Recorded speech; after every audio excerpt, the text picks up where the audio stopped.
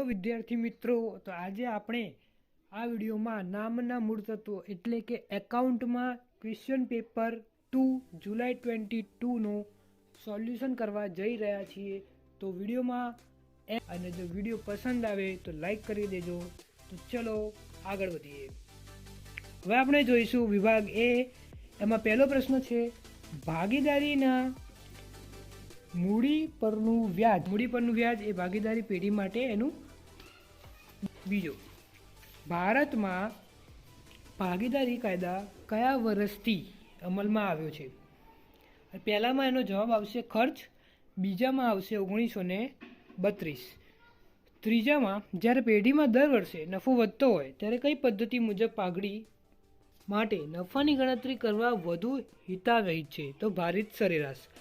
ચોથો પ્રશ્ન, અધિક નફો એટલે સરેરાશ નફો માઇનસ અપેક્ષિત નફો. પાંચમો પ્રશ્ન, ભાગીદારી પેઢીનું પુનર્ગઠન થાય ત્યારે ખાલી જગ્યા બનાવવામાં આવે છે તો પુનઃમૂલ્યાંકન ખાતું.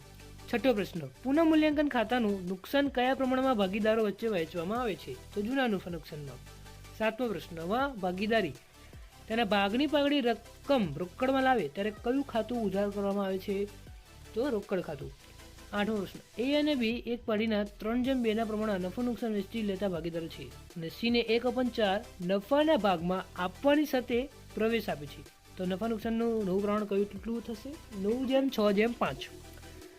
નવમો પ્રશ્ન, નિવૃત્ત થતા ભાગીદારને ચૂકવવાની બાકી રકમ પર ભાગીદારી કરારમાં કોઈ ઉલ્લેખ ન થતો હોય તો વ્યાજ ચૂકવવા પાત્ર છે? તેનો જવાબ આવશે 6% વાર્ષિક. 10મો પ્રશ્ન, ભાગીદારી પેઢીના વિસર્જન સમયે મિલકતોની ઉપજોમાંથી સૌથી છેલ્લે કઈ ચૂકવણી કરવામાં આવે છે? તો ભાગીદારોની મૂડી.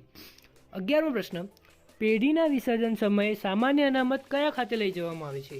તો ભાગીદારીના મૂડી ખાતે. 12મો પ્રશ્ન, કંપનીના શેરના જાહેર ભરણા માટે કોની સંમતિ લેવી પડે છે? તો સેબીની. 13મો પ્રશ્ન, જ્યારે જપ્ત થયેલ બધા જ શેર ફરીથી બહાર પાડવામાં આવે ત્યારે શેર જપ્તી ખાતાની બાકી ખાલી જગ્યા લેવામાં આવે છે તો નફા નુકસાન ખાતે. 14, ડિબેન્ચર એ કંપની માટે શું છે? તો દેવું. 15મો પ્રશ્ન, સામાન્ય રીતે નાણાકીય પત્રકોના વિશ્લેષણમાં કેટલી બાબતોનું વિશ્લેષણ કરવામાં આવે છે? તો 4. એક કંપનીના ચાલુ વર્ષના ખર્ચાઓ 1,20,000 છે અને 20% વધારો થાય છે તો ખર્ચો કેટલો થશે? તેનો જવાબ આવશે 1,00,000. 17મો પ્રશ્ન, ગુણોત્તરની રજૂઆત કયા સ્વરૂપે થાય છે? તો ગુણોત્તરની રજૂઆત ઉપરના બધા. 18મો પ્રશ્ન, ચાલુ મિલકતોમાંથી કઈ મિલકત બાદ કરવાથી પ્રવાહી મિલકતો મળે છે? તો અગાઉથી ચૂકવેલા ખર્ચ. 19મો પ્રશ્ન, રોકડ પ્રવાહ પત્રકમાં કેટલી પ્રવૃત્તિઓ હોય છે? તો 3. 20મો પ્રશ્ન, નીચેનામાંથી કયો વ્યવહાર હંમેશા કામગીરી પ્રવૃત્તિઓનો વ્યવહાર બને છે? તો પગારનો ખર્ચ. હવે આપણે જોઈશું વિભાગ બી.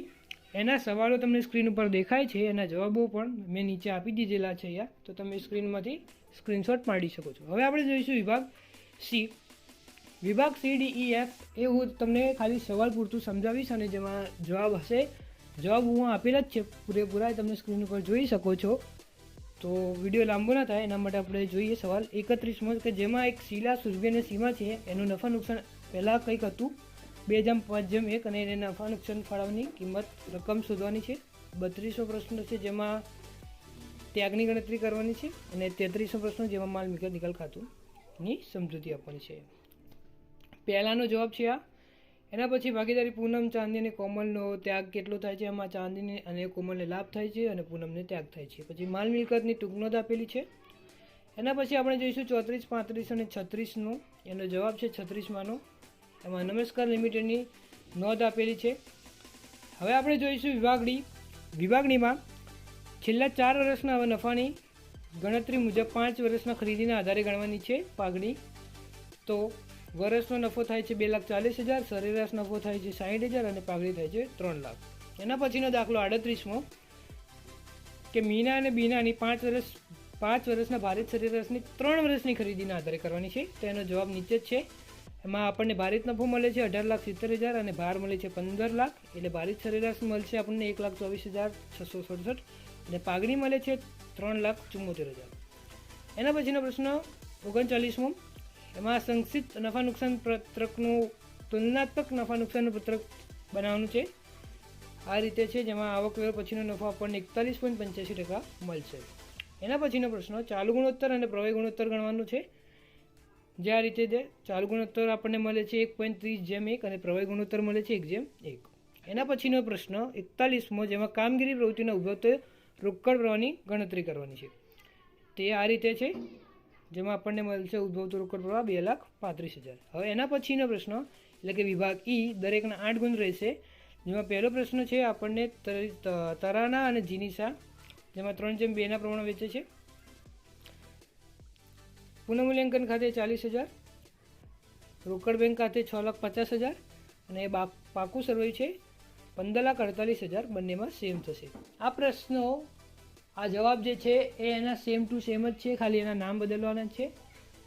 હવાલા પણ એના જેવા જ છે, તો તમે આ દાખલો ફરીથી ગણી શકો છો, એના માટે મેં રાખ્યા છે. 43મો પ્રશ્ન સેમ ટુ સેમ એ જવાબ હું તમને આપીશ, જેમાં એ અને બી અને સીની જગ્યાએ આપણે XYZ મૂકવાની છે. રકમ એની એ જ છે, બરાબર.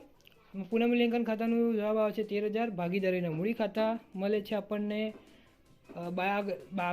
બા લઈ ગયા એટલે કે બાકી આગળ લઈ ગયા 1,05,000, 75,000 અને 60,000. રોકડ બેંક ખાતાનું ટોટલ થાય છે 1,38,000 અને પુનઃ સરવૈયું પાકા સરવૈનું ટોટલ થાય છે 3,25,000.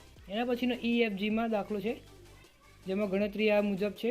નફા નુકસાન હવાલા ખાતા 1,600, મૂડી ખાતા 7,200 અને 4,000, જેમાં ઈને આપણે ત્યાગ આલવાનો છે. પાકું સરવૈનું ટોટલ 27,000. એના પછી આપણે ગ્રાન્ટ સુરભી લિમિટેડના દાખલો અહીંયા નીચે મુજબ મેં ગણેલો છે, એ તમે જોઈ શકો છો. એની આમનો જ મેં લખેલી છે અને ટોટલ બી લખેલું છે. હવે વિભાગ F જોઈશું, જેમાં જય અને વિજય. વિભાગ Fમાં બંને દાખલા સેમ ટુ સેમ નથી મળ્યા, તેથી હું એમના જેવા જ કોપી એવા જ દાખલા મેં આપેલા છે, એમાંથી તમે એનું જોઈને આ રીતે દાખલા ગણી શકો છો. કિંમતમાં ફેરફાર છે ખાલી, અને જે વિગતો છે, વિગતો ઉધાર બાકીની જમા બાકી એવી ને એવી છે, રકમોમાં ખાલી ફેરફાર છે, તમે જોઈ શકો છો. જેમાં પાકું સરવૈયું ટોટલ થાય છે આપણે 2,44,000નું. એમાં પછી 48મા દાખલામાં પણ ઉધાર બાકી અને જમા બાકીના જે વિગતો છે એ સેમ ટુ સેમ છે. રકમ તમે આડાવડી છે તો એ રકમ તમે પછી કરી શકો છો શેર હોલ્ડર્સ ખાતે. અને મિલકતો આપણે આપેલી છે, મિલકતોનું ટોટલ પણ 8,30,000 થાય છે અને ઇક્વિટી જવાબદારી પણ 8,30,000 થાય છે. અહીંયા આપણો વિડીયો પૂરો થાય છે. જો વિડીયો પસંદ આવ્યો હોય તો લાઈક કરજો અને ચેનલને સબસ્ક્રાઈબ કરજો. તો મળીએ બીજા વિડીયોમાં.